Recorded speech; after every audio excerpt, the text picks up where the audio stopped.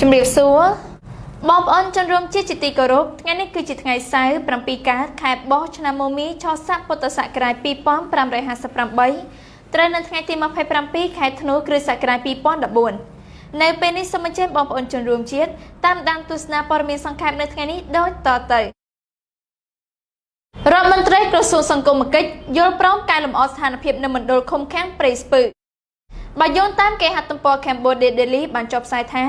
បន្ទាប់ពីត្រូវក្រុមដំណើររាជចោទសួរនៅឯរដ្ឋសភាកាលពីម្សិលមិញ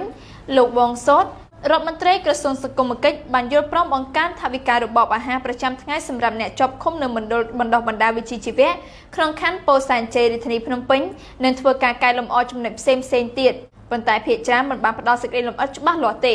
លោកវងសូត្រូវបានលោកស្រីកែសវណ្ណរតន៍តំណាងរាជគណៈបក្សសង្គ្រោះជាតិនិងជាប្រធានគណៈកម្មការសង្គមគិច្ចនៃរដ្ឋសភាក៏ហៅឲ្យឆ្លាប់បំភ្លឺនៅចំពោះមុខគណៈកម្មការនេះក្រោយពីមានសេចក្តីរាយការណ៍អំពីការស្លាប់បុរសម្នាក់ក្នុងពេលថ្មីៗនេះដែលស្ថិតក្រោមការមើលថែទាំរបស់មណ្ឌលបណ្ដុះបណ្ដាលវិជ្ជាជីវៈដែលគ្រប់គ្រងដោយរដ្ឋនិងដែលគេស្គាល់ច្បាស់ថាមណ្ឌលឃុំឃាំងព្រៃស្ពឺនេះ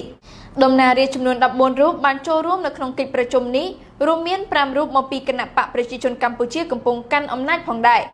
គេហទំព័រដដែលនេះបានបង្ហាញឲ្យដឹងតាមរយៈលោកស្រីកែសវណ្ណរតន៍បានមានប្រសាសន៍ថាលោករដ្ឋមន្ត្រីបានមានប្រសាសន៍ថាលោកនឹងកែប្រែអនុក្រឹត្យពីព្រោះអនុក្រឹត្យពីឆ្នាំ2006នោះគឺផ្ដល់របបតែ1500រៀលប៉ុណ្ណោះឯកឧត្តមបានមានប្រសាសន៍ថាលោកនឹងកែប្រែអនុក្រឹត្យនោះឲ្យដំឡើងវាដល់4000រៀលថវិការបបអាហារនៅមណ្ឌលព្រៃស្ពឺគឺជាបញ្ហាមួយក្នុងចំណោមបញ្ហាធំៗចំនួន4ដែលលោកអេងឆៃអៀងតំណាងរាជគណៈបកប្រឆាំងបានគូបញ្ជាក់បន្ទាប់ពីចុះទៅពិនិត្យផ្ទាល់ដល់មណ្ឌលនេះកាលពីថ្ងៃទី11ខែធ្នូបញ្ហាផ្សេងៗទៀតគឺកង្វះអនាម័យកង្វះបុគ្គលិកនិងការគ្មានបុគ្គលិកពេទ្យលោកវងសូតបានបញ្ជាក់ថាលោកនឹងត្រៀមអនុក្រឹត្យមួយដើម្បីដំឡើងថវិកាអាហារសម្រាប់អ្នកជាប់ឃុំហើយបានមានប្រសាសន៍ថាលោកបានចាប់ផ្ដើមការងារលើអនុក្រឹត្យមួយទៀតរួចហើយដែលនឹងធ្វើឲ្យមានកំណែទម្រង់ធំទូលាយប៉ុន្តែមិនផ្ដល់សេចក្តីលម្អិតទេបណ្ដាអង្គការសិទ្ធិមនុស្សបានតវ៉ារាប់ឆ្នាំមកហើយចំពោះមណ្ឌលព្រៃស្ពឺដែលរដ្ឋាភិបាលប្រើប្រាស់សម្រាប់ឃុំឃាំងជនអនាថានិងអ្នកប្រើប្រាស់គ្រឿងញៀនដែលនគរបាលប្រមូលចាប់នៅតាមផ្លូវនានាក្នុងរាជធានីភ្នំពេញជាញឹកញាប់ការប្រមូលចាប់ធ្វើឡើងនៅមុនព្រឹត្តិការណ៍ដែលគេរំពឹងថានឹងទាក់ទាញចំនួនភ្ញៀវទេសចរនិងគណៈប្រតិភូបរទេសមកកាន់រាជធានីភ្នំពេញបានច្រើនអង្គការទាំងនេះនិយាយថាការឃុំខ្លួនទាំងនោះគឺមិនស្របច្បាប់ទេហើយដោយលើកឡើងពីបទសម្ភាសន៍ជាមួយអតីតអ្នកជាប់ឃុំនៅទីនោះបានចោទប្រកាន់បុគ្គលិកនៅមណ្ឌលនេះថាបានវាយដំនិងបំពានផ្លូវភេទពួកគេមណ្ឌលនេះបានទទួលបានការចាប់អារម្មណ៍ខ្លាំងជាថ្មីម្ដងទៀតនៅដើមខែនេះនៅពេលដែលអង្គការសិទ្ធិមនុស្សនានាបានលាតត្រដាងថាបុរសអនាថាម្នាក់បានស្លាប់នៅទីនោះកាលពីចុងខែវិច្ឆិកាដែលលើកឡើងពីការសន្ទនារបស់ពួកគេជាមួយសន្តិសុខម្នាក់នៅមណ្ឌលព្រៃស្ពឺនិងអ្នកផ្សេងទៀតពួកគេនិយាយថាបុរសម្នាក់នោះមានជំងឺច្បាស់ណាស់នៅពេលគាត់ទៅដល់ទីនោះប៉ុន្មានសប្តាហ៍មុននេះប៉ុន្តែមិនត្រូវបានក្រុមគ្រូពេទ្យយកចិត្តទុកដាក់ព្យាបាលរហូតដល់គាត់ស្លាប់សមាគមខ្មែរក្រោមរិះគន់រដ្ឋាភិបាលកម្ពុជាថានៅតែស្ថិតក្រោមឥទ្ធិពលវៀតណាមលោកអ្នកនាងជាទីមេត្រីតាមការចុះផ្សាយរបស់គេហទំព័រអាស៊ីសេរីបានឲ្យដឹងថាអង្គការសមាគមខ្មែរកម្ពុជាក្រោមយល់ឃើញថារដ្ឋាភិបាលកម្ពុជារបស់លោកនាយរដ្ឋមន្ត្រីហ៊ុនសែននៅតែស្ថិតក្រោមឥទ្ធិពលរបស់ប្រទេសវៀតណាមដដែលការលើកឡើងបែបនេះដោយសាររដ្ឋាភិបាលកម្ពុជាមិនបានលើកយកបញ្ហារបស់ខ្មែរក្រោមទៅជជែកទល់មុខជាមួយប្រធានាធិបតីវៀតណាមដែលបានមកបំពេញទស្សនកិច្ចនៅកម្ពុជាកាលពីពេលថ្មីនេះខណៈប្រធានាធិបតីវៀតណាមលោកជ្រឿងតឹងសាងបានស្នើដល់រដ្ឋាភិបាលកម្ពុជាជួយមើលថែពលរដ្ឋរបស់ពួកគេដែលកំពុងរស់នៅលើទឹកដីកម្ពុជាខ្មែរក្រោមបង្ហាញការសោកស្ដាយនៅពេលដែលសំណើរបស់ពួកគេស្នើទៅកាន់រដ្ឋាភិបាលកម្ពុជាឲ្យជួយលើកយកបញ្ហារំលោភសិទ្ធិមនុស្សខ្មែរនៅកម្ពុជាក្រោមទៅជជែកជាមួយប្រធានាធិបតីវៀតណាមលោកជ្រឿងតឹងសាងមិនត្រូវបានរដ្ឋាភិបាលកម្ពុជាពិចារណាអង្គការសមាគមខ្មែរកម្ពុជាក្រោមយល់ឃើញថាទង្វើរបស់រដ្ឋាភិបាលកម្ពុជានេះគឺនៅតែបង្ហាញឲ្យឃើញថារដ្ឋាភិបាលកម្ពុជាសប្តាហ៍ថ្ងៃស្ថិតក្រោមឥទ្ធិពលរបស់វៀតណាមយ៉ាងពិតប្រាកដនៅមុនដំណើរទស្សនកិច្ចរបស់លោកជ្រឿងតឹងសាងមកកម្ពុជាសហគមន៍ខ្មែរកម្ពុជាក្រោមនិងសមាគមខ្មែរកម្ពុជាក្រោមដើម្បីសិទ្ធិមនុស្សនិងអភិវឌ្ឍបានផ្ញើលិខិតពីរដាច់ដライពីគ្នាគឺមួយទៅកាន់លោកនាយរដ្ឋមន្ត្រីហ៊ុនសែននិងមួយទៀតទៅកាន់រដ្ឋមន្ត្រីក្រសួងការបរទេសកម្ពុជាលោកហៅណាំហុងដើម្បីស្នើឲ្យរដ្ឋាភិបាលកម្ពុជាជួយអន្តរាគមន៍ឲ្យរដ្ឋាភិបាលវៀតណាមបញ្ឈប់ការរំលោភសិទ្ធិមនុស្សទៅលើពលរដ្ឋខ្មែរក្រោមនិងឲ្យខ្មែរក្រោមមានសិទ្ធិរៀនសូត្រអក្សរសាស្ត្រជាតិ សិទ្ធិក្នុងជំនឿសាសនាឬសិទ្ធិក្នុងការបង្កើតអង្គការសមាគមដោយដែលជនជាតិវៀតណាមទទួលបានក្នុងប្រទេសកម្ពុជាដូចនេះដែរទោះជាយ៉ាងណាក៏ដោយរដ្ឋាភិបាលកម្ពុជាដែលខ្មែរក្រមតែងចាត់ទុកថាជាម៉ែជាឪរបស់ពួកគេនោះមិនបានលើកយករឿងរ៉ាវរបស់ពួកគេទៅពិភាក្សាជាមួយថ្នាក់ដឹកនាំជាន់ខ្ពស់វៀតណាមឡើយផ្ទុយទៅវិញគឺខាងភាគីវៀតណាមឯណោះទេដែលបានស្នើឲ្យរដ្ឋាភិបាលកម្ពុជាជួយមើលថែជនជាតិវៀតណាមនៅកម្ពុជាទៅវិញគេហទំព័រដដែលនេះបានលើកឡើងឲ្យដឹងតាមរយៈប្រធានសហគមន៍ខ្មែរកម្ពុជាក្រោមលោកថៃសេដ្ឋាក៏សម្គាល់នៅថ្ងៃទី26ធ្នូថានៅគ្រប់ដំណើរទស្សនកិច្ចរបស់ថ្នាក់ដឹកនាំជាន់ខ្ពស់វៀតណាមមកកម្ពុជាវៀតណាមតែងតែស្នើឲ្យរដ្ឋាភិបាលកម្ពុជាការពារជនជាតិរបស់គេនៅកម្ពុជាលោកថាផ្ទុយទៅវិញខាងភាគីកម្ពុជាឯនេះមិនដែលបានលើកករណីដូចគ្នានេះជាមួយភាគីវៀតណាមម្ដងណាឡើយលោកថៃសេដ្ឋាថ្លែងថារដ្ឋាភិបាលកម្ពុជាមិនគួរបន្តនៅស្ងៀមហើយទទួលយកសំណូមពរតែពីខាងរដ្ឋាភិបាលវៀតណាមនៅឡើយលោកថាចំណុចនេះហើយដែលបង្ហាញថាឥទ្ធិពលរបស់វៀតណាមនៅតែមានវិសាលភាពក្របដណ្ដប់ទៅលើប្រទេសកម្ពុជាដដែលព្រោះតែរដ្ឋាភិបាលកម្ពុជាពុំមានឆន្ទៈពិតប្រាកដក្នុងការជួយពលរដ្ឋខ្មែរនៅកម្ពុជាក្រោមទើបលោកថៃសេដ្ឋាយល់ថារដ្ឋាភិបាលកម្ពុជាសពថ្ងៃមិនមានឯករាជ្យភាពនិងមិនមានអធិបតេយ្យភាពពេញលេញឡើយទោះយ៉ាងណាលោកថៃសេដ្ឋាបញ្ជាក់ថារដ្ឋាភិបាលកម្ពុជាមានហេតុផលសមរម្យក្នុងការជួយខ្មែរក្រោមព្រោះថាទាំងច្បាប់រដ្ឋធម្មនុញ្ញទាំងច្បាប់សញ្ជាតិរបស់កម្ពុជាសុទ្ធតែបានចងកាតព្វកិច្ចរបស់រដ្ឋក្នុងការជួយជនជាតិខ្មែរទូទៅមិនថាខ្មែរនៅកន្លែងណាឡើយមាត្រា33នៃរដ្ឋធម្មនុញ្ញកម្ពុជាចែងថាប្រជាពលរដ្ឋខ្មែរដែលកំពុងរស់នៅឯបរទេសត្រូវបានរដ្ឋគាំពារចំណែកមាត្រា3នៃច្បាប់សញ្ជាតិកម្ពុជាវិញចែងថាប្រជាពលរដ្ឋខ្មែរដែលកំពុងរស់នៅឯបរទេសត្រូវបានរដ្ឋគាំពារតាមគ្រប់មធ្យោបាយការទូតគឺត្រង់ចំណុចនេះហើយដែលលោកថៃសេដ្ឋាចោទសួរខ្លួនឯងថាបើរដ្ឋាភិបាលកម្ពុជាអាចជួយគាំពារខ្មែរនៅប្រទេសផ្សេងបានហើយអ្វីបានជាកម្ពុជាមិនហ៊ានការពារពលរដ្ឋខ្មែរនៅកម្ពុជាក្រោមទៅវិញជាមួយគ្នានេះដែរសេចក្តីថ្លែងការណ៍រួមរវាងកម្ពុជានិងវៀតណាមដែលបានផ្សព្វផ្សាយភ្លាមៗក្រោយទស្សនកិច្ចរបស់លោកជឿនតឹងសាងឲ្យដឹងថាភាគីកម្ពុជានិងវៀតណាមបានឯកភាពថានឹងបន្តបង្កលក្ខណៈងាយស្រួលប្រកបដោយយុត្តិធម៌ដល់អាណិកជននៃភាគីមួយទៀតដែលរស់នៅក្នុងទឹកដីខ្លួនដោយអាណិកជនបរទេសផ្សេងទៀតដែលកំពុងរស់នៅក្នុងទឹកដីរៀងៗខ្លួនសេចក្តីថ្លែងការណ៍រួមឲ្យដឹងដែរថាភាគីវៀតណាមបានសម្ដែងនៅអំណរគុណរដ្ឋាភិបាលកម្ពុជាចំពោះកិច្ចសហប្រតិបត្តិការក្នុងការធានាថាសិទ្ធិស្របច្បាប់របស់អាណិកជនវៀតណាមក្នុងការរស់នៅនិងប្រកបមុខរបរតាមធម្មតាត្រូវបានគោរពដោយអាណិកជនបរទេសដទៃទៀតនៅកម្ពុជាដែរយ៉ាងណាក៏ដោយបើតាមជំហររបស់រដ្ឋាភិបាលកម្ពុជាបច្ចុប្បន្នពលរដ្ឋខ្មែរក្រោមប្រហែលជាមិនអាចទទួលបានការគាំពារតាមផ្លូវច្បាប់ការទូតដោយមានចែងក្នុងច្បាប់កម្ពុជាឬដោយអ្វីដែលបានចែងក្នុងសេចក្តីថ្លែងការណ៍រួមនេះឡើយអ្នកនាំពាក្យអង្គភាពព័ត៌មាននិងប្រតិកម្មរហ័សនៃទីស្តីការគណៈរដ្ឋមន្ត្រីលោកទឹកសុធាមានប្រសាសន៍ថាដោយសាររាល់ការរស់នៅរបស់ពលរដ្ឋខ្មែរក្រោមស្ថិតក្រោមដែនសមត្ថកិច្ចនិងក្រោមការគ្រប់គ្រងរបស់ច្បាប់វៀតណាមដូច្នេះកម្ពុជាមិនអាចលូកលាន់បានឡើយលោកថាបើទោះជាប្រវត្តិសាស្ត្របានបង្ហាញថាកម្ពុជាក្រោមពីមុនមកគឺជាអតីតទឹកដីរបស់ខ្មែរក្តីក៏ប៉ុន្តែសពថ្ងៃវាស្ថិតក្រោមការគ្រប់គ្រងរបស់វៀតណាមនរណាក៏ដឹងដែរថាក្រោយថ្ងៃរំដោះ7មករាឆ្នាំ1979រដ្ឋាភិបាលវៀតណាមបានលូកដៃចូលយ៉ាងជ្រៅនៅក្នុងកិច្ចការងារជាតិរបស់កម្ពុជាបើទោះជាកងទ័ពវៀតណាមបានដកចេញពីកម្ពុជាជាផ្លូវការនៅឆ្នាំ1989ក៏ដោយក៏ពលរដ្ឋមួយចំនួននៅតែយល់ថាវៀតណាមនៅតែមានឥទ្ធិពលមកលើរដ្ឋាភិបាលកម្ពុជាសពថ្ងៃដដែលប្រការនេះហើយទើបលោកថៃសេដ្ឋាអះអាងថាផ្ទុយស្រឡះពីខ្មែរនៅកម្ពុជាក្រោមជនជាតិវៀតណាមនៅកម្ពុជាទទួលបានការយកចិត្តទុកដាក់និងការពារខ្លាំងណាស់លោកថានៅកម្ពុជាជនជាតិវៀតណាមអាចបង្កើតសមាគមបាននៅគ្រប់ខេត្តក្រុងនិងអាចធ្វើសកម្មភាពដោយសេរីពួកគេអាចបើកសាលារៀនភាសាវៀតណាមដោយសេរីនិងអាចបង្កើតកន្លែងធ្វើសក្ការៈបូជាយ៉ាងទូលំទូលាយទៀតផងលោកថៃសេដ្ឋាថ្លែងថាទំនាក់ទំនងរវាងកម្ពុជានិងវៀតណាមគឺគ្រាន់តែជាទំនាក់ទំនងមិត្តភាពប៉ុណ្ណោះប៉ុន្តែវាមិនមែនឈរលើគោលការណ៍ស្មើភាពនោះឡើយពលរដ្ឋមានចំនួនដីធ្លីជាមួយក្រុមហ៊ុនចិនខេត្តកោះកុងបន្តបិទផ្លូវទៅកាន់សាលាក្រុងគិរីសាគរតាមការចុះផ្សាយរបស់គេហទំព័រ VOD បានឲ្យដឹងថាប្រជាពលរដ្ឋប្រមាណ50នាក់ដែលមានចំនួនដីធ្លីជាមួយក្រុមហ៊ុន Union Development Group នៅព្រឹកថ្ងៃសៅរ៍នេះបន្តបិទផ្លូវផែទៅកាន់សាលាស្រុកខណៈអាជ្ញាធរបិទផ្លូវច្រកចេញចូលអ្នកភូមិពួកគេនៅភូមិព្រែកស្មាច់ឃុំកោះស្ដាច់ស្រុកគិរីសាគរខេត្តកោះកុងគេហទំព័រដដែលនេះបានបញ្ជាក់ឲ្យដឹងតាមរយៈលោកសឹមកំសាន្ត អាងជាតំណាងពលរដ្ឋរងគ្រោះប្រាប់នៅថ្ងៃស្អែកនេះថាប្រជាពលរដ្ឋប្រមាណ50នាក់តំណាងឲ្យគ្រួសាររងគ្រោះ30គ្រួសារបានបិទផ្លូវផែឆ្ពោះទៅកាន់សាលាស្រុកតាំងពីម្សិលមិញដែលបោះតង់នៅលើផ្លូវហើយបដិញ្ញាបន្តបិទផ្លូវរយៈពេល7ថ្ងៃរហូតអាជ្ញាធរបើកផ្លូវឲ្យអ្នកភូមិវិញនិងមានដំណោះស្រាយសមរម្យលោកបន្តថាកន្លងមកអាជ្ញាធរធ្លាប់សន្យាថានឹងរកដំណោះស្រាយជូនពួកគាត់តែរហូតមកទល់ពេលនេះមិនមានដំណោះស្រាយណាមួយនៅឡើយអ្នកសម្របសម្រួលអង្គការលីកាដូប្រចាំខេត្តកោះកុងលោកអិនគង្ជិតដែលតាមដានករណីនេះមានប្រសាសន៍ថាកន្លងមកប្រជាពលរដ្ឋនៅតំបន់នោះគោរពតាមអាជ្ញាធររងចាំដំណោះស្រាយតែដោយសារក្រុមហ៊ុនចិន Union Development Group កាន់តែបង្កើនសកម្មភាពរុះរើផ្ទះប្រជាពលរដ្ឋនិងចាក់ដីបិទផ្លូវអ្នកភូមិទៅពួកគេបិទផ្លូវផែទៅកាន់អាជ្ញាធរស្រុកវិញលោកបន្តថាអាជ្ញាធរមូលដ្ឋានគួរតែយកសំណូមពរប្រជាពលរដ្ឋរាយការណ៍ជូនថ្នាក់លើនិងគណៈកម្មការអន្តរក្រសួងដើម្បីឲ្យមន្ត្រីទាំងនោះចុះមកដោះស្រាយលោកអិនគង្ជិតបន្ថែមថាអាជ្ញាធរមិនគួរបើកដៃឲ្យក្រុមហ៊ុនចិនបន្តសកម្មភាពធ្វើបាបប្រជាពលរដ្ឋនោះទេគួរតែមានដំណោះស្រាយជូនពួកគាត់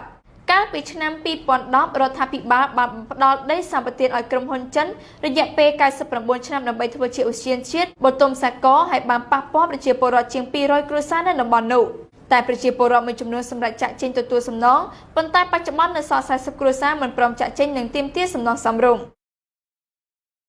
អង្គការសហប្រជាជាតិសរសើរក្រសួងមហាផ្ទៃផងនិងប្រមានផងលោកអ្នកនាងជាទីមេត្រីបើយោងតាមគេហទំព័រ VOA បានចុះផ្សាយថាមន្ត្រីជាន់ខ្ពស់អង្គការសហប្រជាជាតិទទួលបន្ទុកផ្នែកសិទ្ធិមនុស្សបានកោតសរសើរក្រសួងមហាផ្ទៃរបស់ប្រទេសកម្ពុជាក្នុងកិច្ចសហការស្វែងរកជនជាតិភាគតិចតំបន់ភ្នំវៀតណាមដែលភៀសខ្លួនចូលក្នុងព្រៃនៃខេត្តរតនគិរីក៏ប៉ុន្តែមន្ត្រីដដែលនោះបានប្រមានឲ្យប្រទេសកម្ពុជាអនុវត្តតាមគោលការណ៍ច្បាប់ត្រឹមត្រូវទៅថ្ងៃអនាគតគេហទំព័រដដែលនេះបានបង្ហាញឲ្យដឹងតាមរយៈលោកស្រី Ravina Samdasani អ្នកនាំពាក្យរបស់ឧត្តមស្នងការអង្គការសហប្រជាជាតិសម្រាប់សិទ្ធិមនុស្សដែលមានមូលដ្ឋាននៅទីក្រុងហ្សឺណែវប្រទេសស្វីសមានប្រសាសន៍នៅក្នុងសេចក្តីថ្លែងការណ៍កាលពីល្ងាចថ្ងៃអង្គារថាអង្គការសហប្រជាជាតិអរគុណក្រសួងមហាផ្ទៃសម្រាប់កិច្ចសហប្រតិបត្តិការក្នុងរយៈពេល2ខែកន្លងមកនេះបើទោះជាមានការលំបាកជាមួយអាជ្ញាធរខេត្តក៏ដោយលោកស្រីបានរំលឹកពីការប្រមានរបស់អាជ្ញាធរខេត្តក្នុងការចាប់បញ្ជូនជនភៀសខ្លួនមកទៅញ៉ាតំបន់ភ្នំវៀតណាមនេះត្រឡប់ទៅកាន់ស្រុកកំណើតរបស់ពួកគេនៅតំបន់ខ្ពង់រាបវិញមន្ត្រីអង្គការសហប្រជាជាតិដដែលពិពណ៌នាអំពីការខ្វះខាតផ្នែកការពារនិងចំណីអាហារសម្រាប់ជនភៀសខ្លួននិងបញ្ជាក់ថានៅពេលដែលជនភៀសខ្លួនទាំង13នាក់ត្រូវបានរកឃើញនៅក្នុងព្រៃនៃខេត្តរតនគិរីនោះពួកគេស្គមស្គាំងអស់កម្លាំងខ្លាំងណាស់សក់កន្ទ្រីងកន្ទ្រើងនិងមានជំងឺជាច្រើនក្រោយពីពួកគេបានស្ថិតនៅក្នុងព្រៃអស់រយៈពេល7សប្តាហ៍ដោយដេកផ្ទាល់នឹងដីដោយមានចំណីអាហារបន្តិចបន្តួចតែប៉ុណ្ណោះលោកស្រី Ravina Samdasani ប្រមានថាអង្គការសហប្រជាជាតិនៅតែបន្តធ្វើការជាមួយរដ្ឋាភិបាលដើម្បីធានាថាករណីណាមួយនៅពេលអនាគតត្រូវបានយកចិត្តទុកដាក់ស្របទៅនឹងបទដ្ឋានច្បាប់អន្តរជាតិក្រុមជនជាតិកុលសម្ព័ន្ធតំបន់ភ្នំវៀតណាមឬហៅថាម៉ុងតាញ៉ាទាំង13នាក់ត្រូវគេដឹងថាបានរត់គេចពីការធ្វើទុកបុកម្នេញពីអាជ្ញាធរក្រុងហាណូយនិងបានចូលមកច្រកកោនក្នុងព្រៃនៃខេត្តរតនគិរីនៅប៉ែកឦសានប្រទេសកម្ពុជាចាប់តាំងពីចុងខែតុលាមកម្លេះក្រុមមន្ត្រីអង្គការសហប្រជាជាតិនិងមន្ត្រីក្រសួងមហាផ្ទៃបានប្រទះឃើញពួកគេនៅក្នុងព្រៃកាលពីចុងសប្តាហ៍មុនហើយពួកគេត្រូវបានដឹកជញ្ជូនមកកាន់រាជធានីភ្នំពេញបន្ទាប់ភ្លាមនោះដែរប្រទេសវៀតណាមថ្មីនេះត្រូវបានសារព័ត៌មានមួយចំនួនរាយការណ៍ថាបានព្យាយាមដាក់សម្ពាធមកលើប្រទេសកម្ពុជាដើម្បីឲ្យកម្ពុជាចាប់បញ្ជូនជនជាតិតំបន់ភ្នំម៉ុងតាញ៉ាត្រឡប់ទៅវៀតណាមវិញយុទ្ធជនពីការនៅឧត្តរមានជ័យបន្តរដ្ឋាភិបាលថាទុកឲ្យពួកគាត់រស់នៅអនាថាតាមការចុះផ្សាយរបស់គេហទំព័រអាស៊ីសេរីបានឲ្យដឹងថាក្រុមជនពិការដែលជាអតីតយុទ្ធជនខ្លះនៅខេត្តឧត្តរមានជ័យបានស្ដីបន្ទោសរដ្ឋាភិបាលថាកំពុងទុកឲ្យពួកគេរស់នៅបែបអនាថា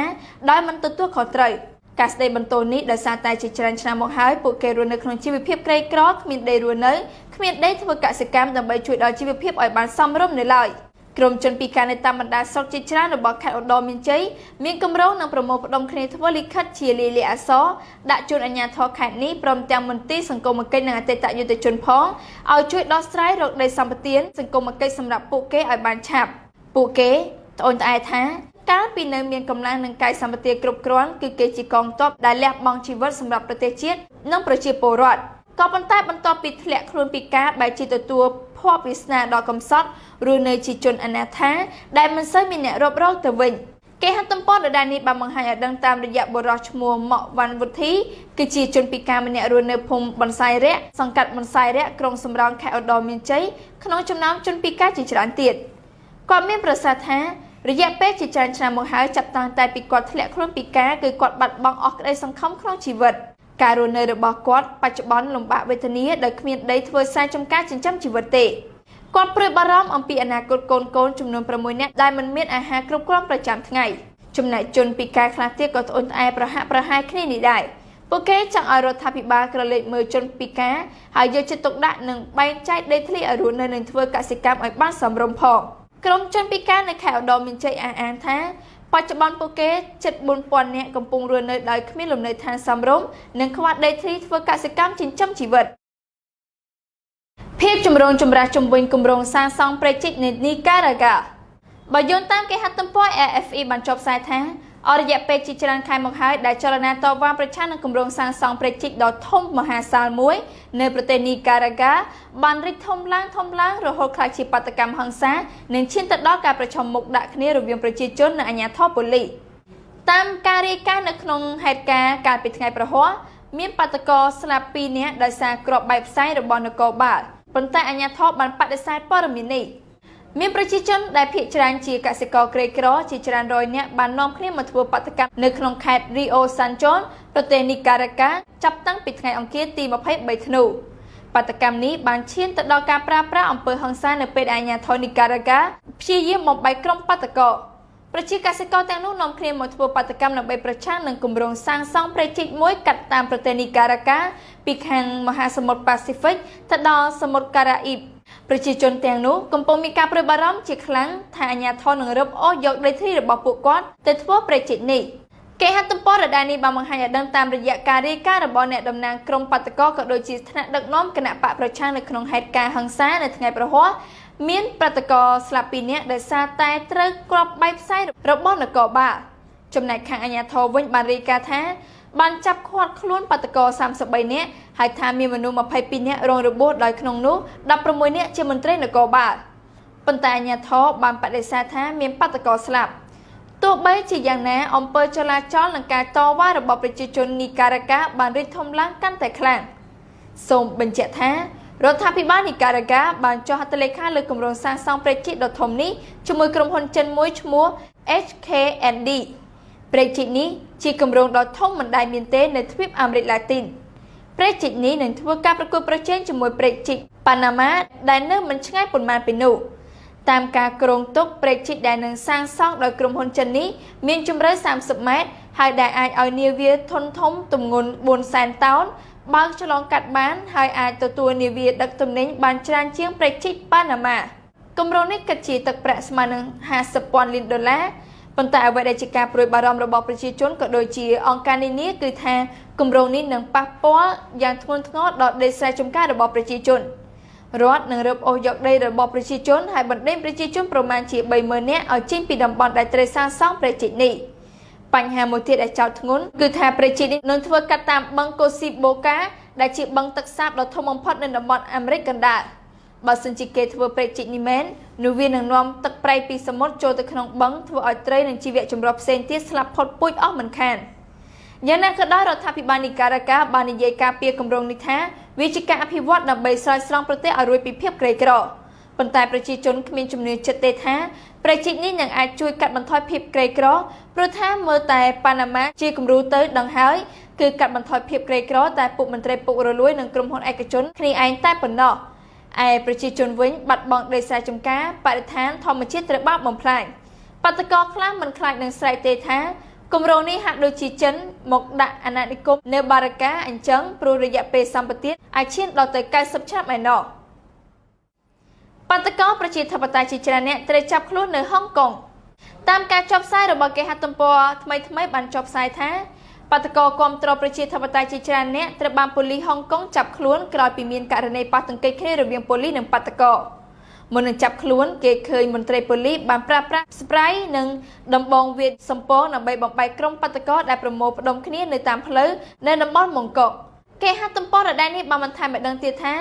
បាតកោសិស្សនិស្សិតគាំទ្រប្រជាធិបតេយ្យជាច្រើនអ្នកត្រូវបានសមត្ថកិច្ចចាប់ខ្លួនក្រោយពីមានការប៉ះទង្គិចគ្នារវាងក្រុមប៉ូលីសនិងក្រុមបាតកោក្រុងហុងកុងមុននឹងមានការចាប់ខ្លួនកាលពីយប់ម្សិលមិញមន្ត្រីប៉ូលីសបានវាយបំបែកក្រុមបាតកោដោយប្រើដំបងនិងស្ប្រៃខណៈដែលក្រុមបាតកោកំពុងតែប្រមូលផ្ដុំគ្នាតាមផ្លូវនៅតំបន់ម៉ុងកុក ការប៉ះទង្គិចគ្នារហូតដល់មានការចាប់ខ្លួននេះកើតឡើងប្រហែលជាមួយសប្តាហ៍ក្រោយពេលដែលទីតាំងបាតកម្មធំៗរបស់បាតកោត្រូវបានអាជ្ញាធរបោះសម្អាតចោលហើយក្រុមបាតកោមិនមានទីតាំងច្បាស់លាស់សម្រាប់ឈរជើងប្រឆាំងតវ៉ារដ្ឋាភិបាលខ្លួនឡើយ